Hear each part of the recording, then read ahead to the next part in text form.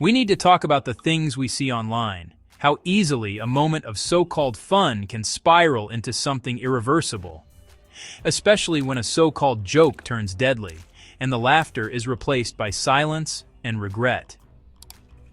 This is the story of Sarah, a bright, compassionate young woman whose life was stolen by a prank filmed for social media. She was out with friends, trusting the people around her, never imagining that a moment meant for laughs would end in tragedy. Her death isn't just a tragedy, it's a warning about the dangers lurking behind harmless fun. The prank that took her life was meant to go viral, to rack up likes and shares. But instead, it left a community shattered. For women, the fear of being made unsafe in the name of a joke is all too real.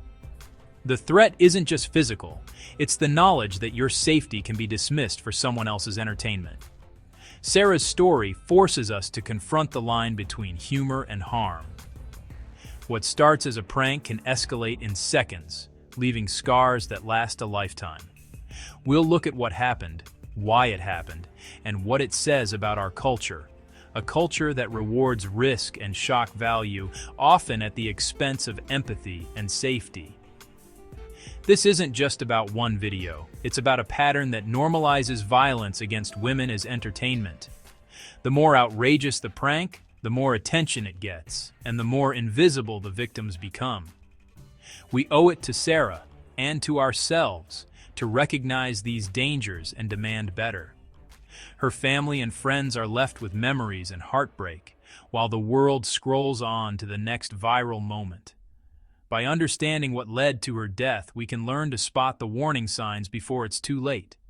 The consequences of a single reckless act can ripple out, changing lives forever.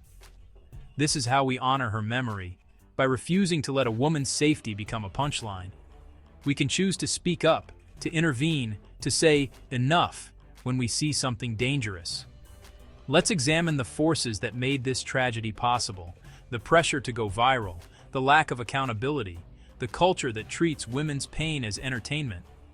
Let's talk about the world we're creating, online and off. Every share, every like, every comment shapes what's acceptable and what's not.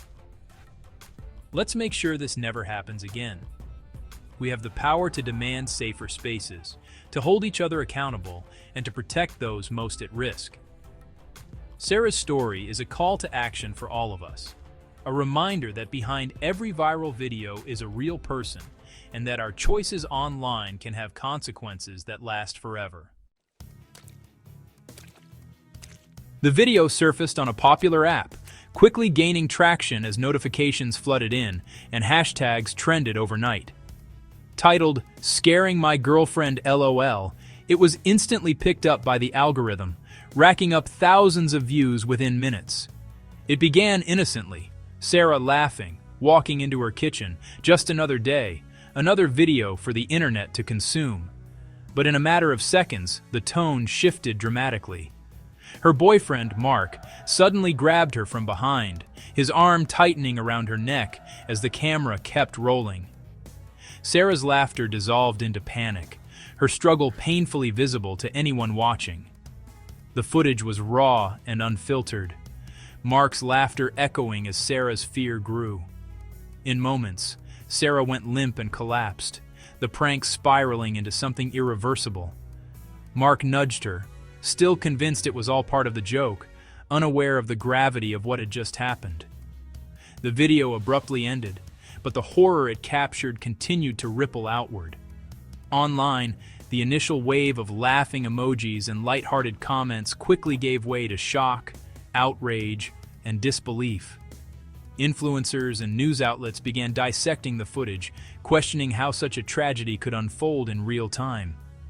People realized they had witnessed a real act of violence, not a harmless prank. Petitions circulated, demanding justice and accountability. The footage was seized as evidence, sparking a police investigation and igniting debates about the ethics of viral content and the responsibility of creators. Sarah was no longer just a face on a screen. She became a symbol of the real-world consequences behind viral fame. Friends and family mourned her loss, holding vigils and sharing memories online. Her death forced a reckoning with the dark side of viral content, raising urgent questions about the boundaries of online entertainment. This was not entertainment, it was a tragedy that left a permanent mark on everyone who watched, and a warning about the real cost of going viral.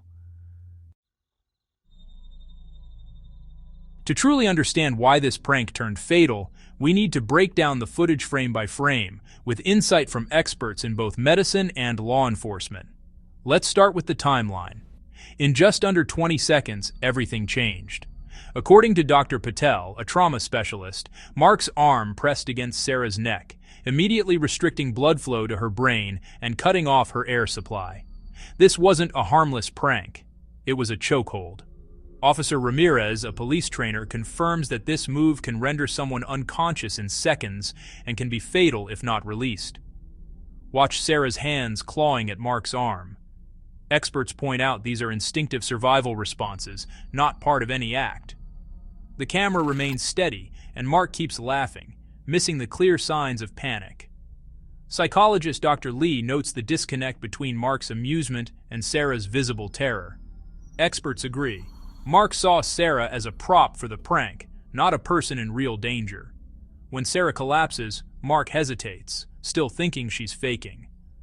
Forensic analysts emphasize the telltale signs of unconsciousness he missed. He fails to recognize the critical signs of real distress: limp body, abnormal breathing, total unresponsiveness. This wasn't just ignorance, it was a deadly lack of empathy, as multiple experts point out. The prank was meant to scare, but when it turned into a real emergency, Mark couldn't see the difference, a critical failure according to professionals. The footage is a stark lesson. Violence, even disguised as humor, has real and sometimes irreversible consequences, both legally and morally. Sarah's life ended because someone wanted a viral reaction.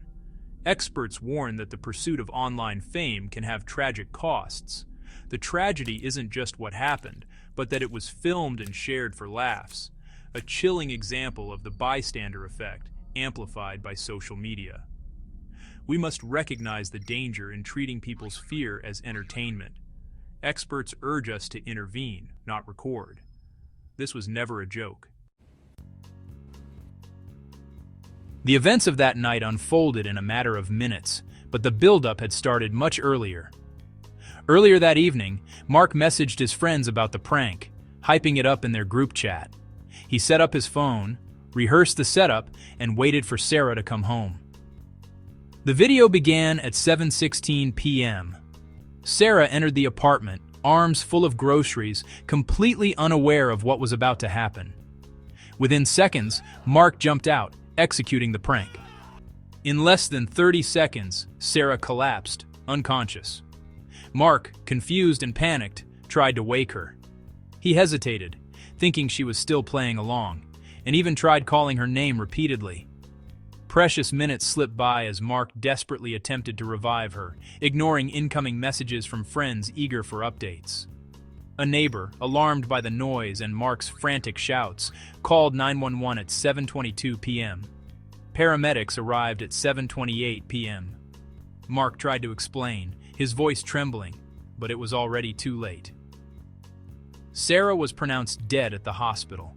Her family arrived, devastated and in disbelief. The entire tragedy, from a normal evening to a fatal outcome, took less than 15 minutes. Police quickly began piecing together the timeline from phone footage and witness statements. Mark kept insisting it was just a prank. His friends, now horrified, struggled to process what had happened. But the consequences were irreversible. The lives of everyone involved were changed forever. Strangulation is not a joke. It's a deadly act, responsible for thousands of emergency room visits each year.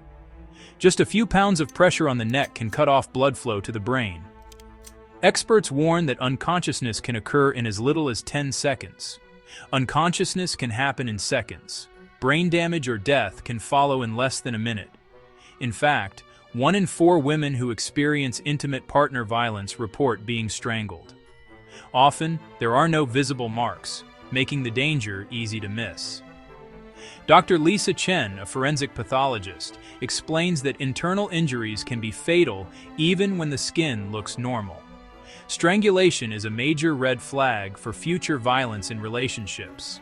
Studies show that victims of non-fatal strangulation are 7 times more likely to be killed by their partner later. Even if it doesn't kill, it can cause lasting harm. Brain injury, PTSD, memory loss, speech problems, and even stroke. There is no such thing as a harmless chokehold. Medical professionals agree. Any pressure to the neck is dangerous. Every time someone's neck is squeezed, their life is at risk. If you or someone you know is in danger, seek help immediately. Sarah's death is a stark reminder. This is never a game. The consequences are real and often irreversible. Prank culture online rewards the most shocking, risky behavior. But this isn't a new phenomenon. Throughout history, pranks have existed in many forms, from medieval festivals to college hazing rituals, often blurring the line between humor and harm. What's changed is the scale and speed. Social media amplifies these acts, turning human beings into props and their pain into viral content for millions to see. Many pranks target women, using fear and humiliation for laughs, a pattern that echoes older traditions where marginalized groups were made the butt of the joke. These videos normalize disrespect and control in relationships, reinforcing harmful power dynamics that have existed for generations. The victim's boundaries are ignored, and their distress is dismissed as not getting the joke, a societal pattern that trivializes real harm in the name of entertainment. This isn't harmless fun. It's public cruelty, and it shapes how we view empathy, consent, and respect in our communities. When we laugh at these videos, we become complicit, endorsing dangerous behavior and perpetuating a cycle that normalizes cruelty. Sarah's story is a tragic reminder of the deadly cost of treating fear and humiliation as entertainment, a cost society has too often ignored. Recognizing the warning signs is the first step, but it's not enough. We must act on them. If someone uses your fear for humor, that's not love. It's a red flag. Speak up, set boundaries, and don't be afraid to walk away. A joke should never leave you feeling scared or humiliated. Boundaries matter. Practice saying no and let others know when a line has been crossed. If someone ignores your discomfort, they don't respect you. Surround yourself with people who listen and care. Prank culture often puts performance over real connection. Choose friends who value your feelings over likes and shares. If your partner cares more about online reactions than your feelings, that's a danger sign. Trust your instincts and don't hesitate to seek support. If you feel unsafe, you are unsafe. Your feelings are valid. Never ignore them. You don't owe anyone your presence if they find joy in your fear. Prioritize your well-being, and remember, leaving is always an option. Reaching out for help is strength, not weakness. Save local and national support numbers in your phone.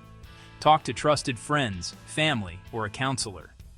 Let Sarah's story remind us: demand respect, honor boundaries, and never accept cruelty as a joke. Share resources, educate others, and check in on friends who may be struggling. If you or someone you know is in danger, reach out for help. Visit the links on screen, call a hotline, or talk to someone you trust.